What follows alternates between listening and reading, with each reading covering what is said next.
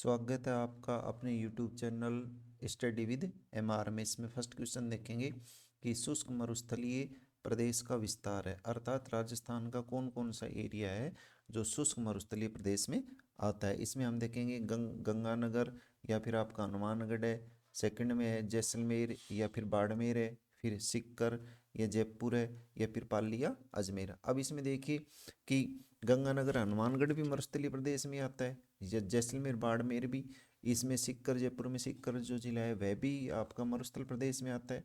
और पाली और अजमेर में देखेंगे तो पाली भी कुछ एरिया है जो उसका मरुस्थलीय प्रदेश में आते हैं। लेकिन इसको में क्वेश्चन समझने की हमें जरूरत है कि ये कह रहा है कि कंप्लीट शुष्क कौन सा प्रदेश है। तो कंप्लीट शुष्क की जब बात आती है तो उसमें कंप्लीट शुष्क में जैसलमेर और बाड़मेर आपका कंप्लीट शुष्क प्रदेश में आता है। अब इसमें एक बात ध्यान और रखने की, यह भी प्रश्न कई बार पूछ लिया जाता है कि शुष्क मरुस्थलीय प्रदेश में राजस्थान के कंप्लीट जिले कितने हैं। तो इसमें हम इसमें संख्या का ध्यान रखेंगे कि 6 जिले हैं। बाकी 6 जैसे जैसलमेर बाड़मेर के अलावा बाकी जो 2 जिले 4 जिले हैं वो कौन कौन से हैं। जैसे एक तो आपका है बीकानेर है, एक तुम्हारा है जोधपुर है। ये सारी चीज़ें याद रखनी है हमें। सीधा भी आ सकता है, मरुस्थलीय प्रदेश भी आ सकता है और शुष्क मरुस्थलीय प्रदेश भी आ सकता है। दूसरा है आपका बीकानेर है, जोधपुर है, और एक है नागौर है, और नेक्स्ट है चूरू है। तो जो कंप्लीट मरुस्थलीय प्रदेश पूछा जाता है तो इसमें हम ये 4 जिले तो ये और 2 जिले ये 6 जिले।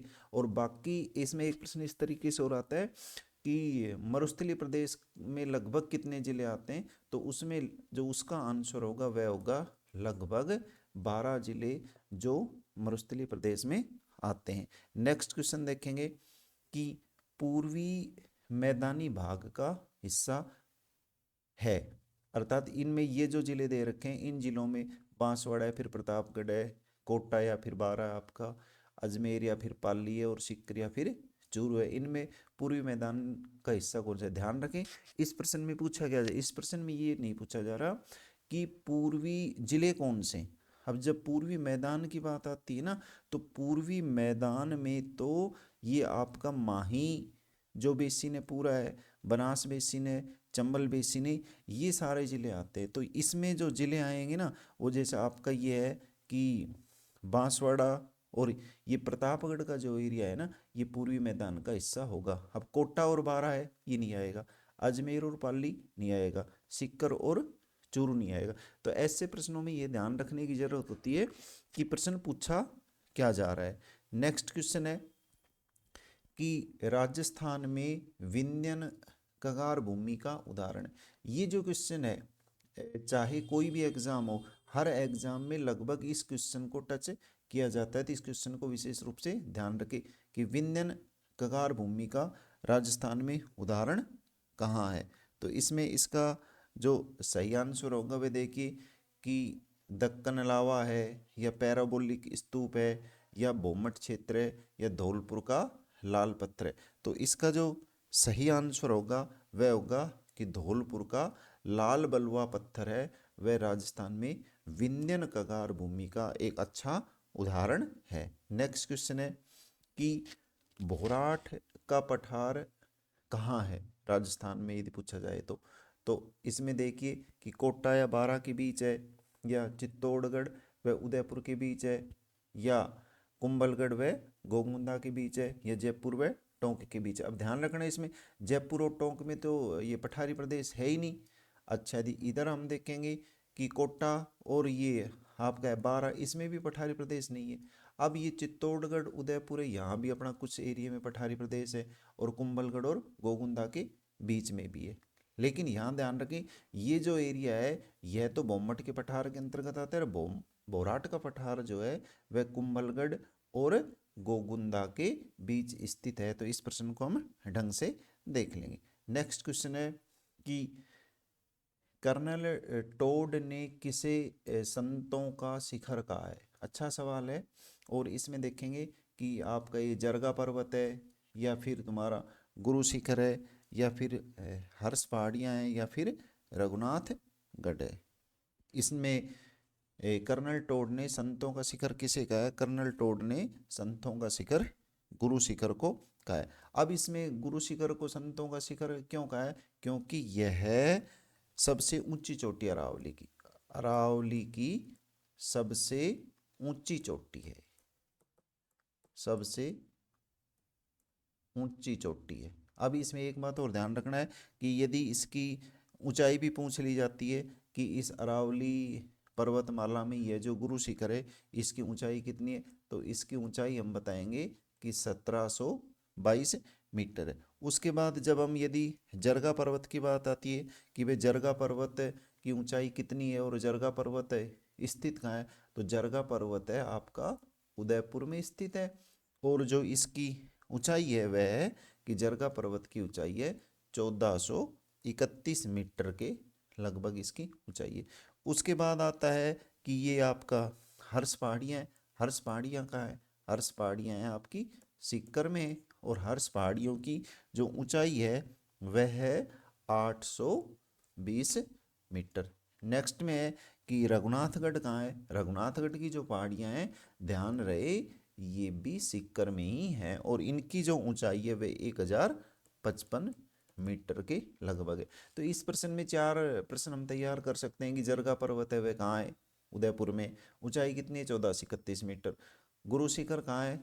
गुरु शिखर सिरोही जिले में है, अरावली की सबसे ऊंची चोटी है, और इसे कर्नल टोड ने संतों का शिखर कहा है। और नेक्स्ट है कि हर्षनाथ की पहाड़ियाँ का, हर्षनाथ की पहाड़ियाँ सीकर में, इसकी ऊंचाई 820 मीटर है। और रघुनाथगढ़ आपका यह भी सीकर में है और इसकी ऊंचाई 1055 मीटर है। तो इस तरीके से एक प्रश्न में ही हम 4 प्रश्न तैयार कर सकते हैं। नेक्स्ट क्वेश्चन है कि राजस्थान में ग्रेट बाउंड्री फॉल्ट का उदाहरण क्या है? अर्थात राजस्थान के किस एरिया में ग्रेट बाउंड्री फॉल है? तो ग्रेट बाउंड्री फॉल्ट का मतलब क्या होता है कि जहाँ एक विशेष आकृति बनी हुई है वह राजस्थान में कहाँ है? ये डूंगरपुर या फिर बांसवाड़ा में है, या फिर बूंदी या सवाई माधोपुर में, या फिर बारा या झालावाड़ा में, या फिर उदयपुर या राजसमंद में। ग्रेट बाउंड्री फॉल्ट की जहाँ तक बात आती है ये एक भूगर्भीय दरार होती है, भूगर्भीय दरार होती है। नए बच्चों के लिए एक अजीब सा प्रश्न है कि ये क्या है? भूगर्भीय दरार होती है। इसमें देखिए कि अरावली पर्वत व विंध्यन चट्टानों को यह अलग करती है। अर्थात राजस्थान में जहाँ अरावली पर्वतमाला है ये आपका आ जाएगा अरावली, और तुम्हारा है ये विंध्यन पर्वत है। इन दोनों के बीच में एक भूगर्भीय दरार है जिसे राजस्थान में ग्रेट बाउंड्री फॉल्ट कहा जाता है। और जब बात ये आती है कि इस जो ग्रेट बाउंड्री फॉल्ट है ये लगभग कितने एरिया में फैला हुआ है, तो इसमें अच्छा प्रश्न है ये है 400 किलोमीटर के लगभग यह फैला हुआ है। और इसमें इस तरह से भी क्वेश्चन आ सकता है कि अरावली व विंध्यन पर्वत को अलग करने वाली भूआकृति कौन सी है, तो उसमें भी इसका आंसर यही आएगा कि अरावली पर्वत। और विंध्यन जो पर्वत है इसको अलग करने वाली जो एक भूगर्भीय आकृति है वह राजस्थान में ग्रेट बाउंड्री फॉल्ट है, और वह राजस्थान में बूंदी और सवाई माधोपुर जिलों के क्षेत्र में अवस्थित है। अच्छा, फिर एक बात और आती है कि इसमें बूंदी जिले में, सवाई माधोपुर जिले में इसका पिन पॉइंट कहाँ है, अर्थात मेन जगह कहाँ है जहाँ पर ये स्पष्ट रूप से दिखाई दे सकती है, तो इसमें ये ध्यान रखना यह बूंदी जिले में एक सतूर जगह है। कई बार यह भी प्रश्न आया हुआ है कि बूंदी जिले का सतूर जो स्थान है वह क्यों प्रसिद्ध है, तो इसमें हम ये ध्यान रखेंगे कि बूंदी जिले का जो सतूर स्थान है वह ग्रेट बाउंड्री फॉल्ट का एक अच्छा उदाहरण देखने को मिलता है कि जो अरावली पर्वतमाला और विंध्यन पर्वतमाला को अलग करती है। नेक्स्ट क्वेश्चन है कि डग गंगधार की उच्च भूमि का हिस्सा है, अर्थात राजस्थान के भौतिक प्रदेशों में या भू आकृति में डग गंगधार की उच्च भूमि वह कहाँ मिलती है। इसमें हम देखेंगे कि ये बांगड़ प्रदेश में मिलती है, बांगड़ प्रदेश में मिलती है, या मरुस्थलीय प्रदेश में है, या फिर दक्षिण पूर्वी पठार प्रदेश में है, या फिर भोराट का पठार में। अब जहाँ तक बांगड़ की बात आती है तो बांगड़ का जो एरिया है वह सीकर झुंझुनू चूरू का एरिया है, ठीक है। तो तो यहाँ तो ऐसी कोई उच्च भूमि हमें दिखाई देती नहीं है। मरुस्थलीय प्रदेश में मतलब ही नहीं है, वहाँ ना ही तो पठार है और ना ही पहाड़ है, तो इसमें यह भी नहीं होगा। उसके बाद है कि भोराट का पठार है, भोराट के पठार में भी इस तरीके की कोई आकृति नहीं है।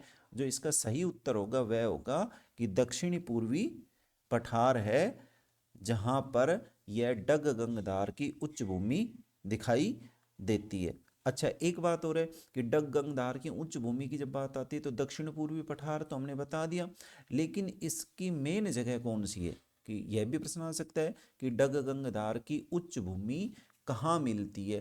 तो इसका सही जो उत्तर होगा वह होगा कि झालावाड़ जिले में डग गंगधार की उच्च भूमि दिखाई देती है। अच्छा, फिर एक बात और इसमें ये आती है कि यह जो डग गंगधार की उच्च भूमि है, या फिर ये तो अरावली का हिस्सा है या फिर ये विंध्यन पर्वत का हिस्सा है। ध्यान रहे, ये अरावली का हिस्सा नहीं है, यह तो विंध्यन पर्वत का एक अच्छा उदाहरण देखने को हमें मिलता है। तो इसमें ध्यान रहे बात कि डग गंगधार की उच्च भूमि है वह झालावाड़ जिले में देखने को हमें मिलती है, जो एक पठारी प्रदेश है।